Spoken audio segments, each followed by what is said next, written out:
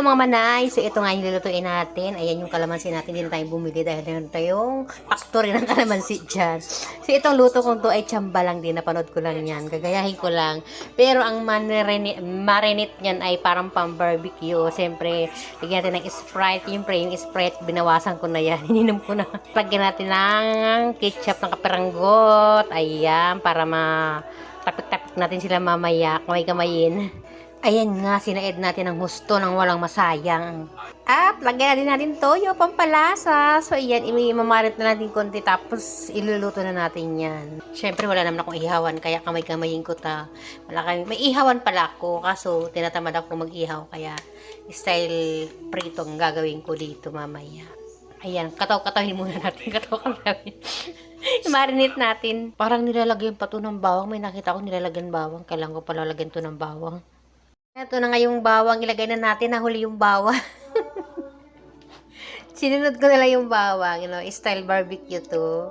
Itong ginagawa kong to. Pero pwede talaga itong barbecuehin. Pero nakakatamad magpaama kasi tanghali naman din. So, i-marinate ko lang itong konti. Tapos iluluto ko na. Yun lang, ganun lang. Kasimple. Babad natin konti yan. At ito ang aking apang. Ayan na nga yung mga kapangyarihan na ginamit natin dito sa karne. Eto na nga, after 28 years, iluluto na natin. Ayan, malinis yung kamay ko ha. Naghugas ako. So, ilagay na natin din sa isa. Parang pretty style siya. Papatuin lang natin sa bawl. So, ito na nga, nalagay na natin lahat. Ilagay natin tong sabaw niya. So, ito napanood ko lang to. Pero pang barbecue, marinate talaga to. Ginagawa ko to. Ng sariling imbento ko. Papakulan natin yan. Tatakpan muna natin yan. Tapos, ganun lang. Pag nahibas na, luto na yan. Ito na nga, tingnan natin kung wala nang sabaw. Ayan, kunti na lang yung sabaw niya. Baliktarin natin para yung ilalim naman. Ay, gumanda na nga yung itsura niya. Saka lumapot na yung ano niya. Naging creamy na yung sauce niya. Kaunti pang huwag na natin takpan kasi malambot man na.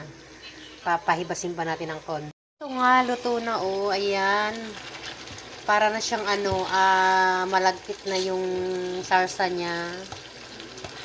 Parang sarap lagyan itong sibuyas. Ay,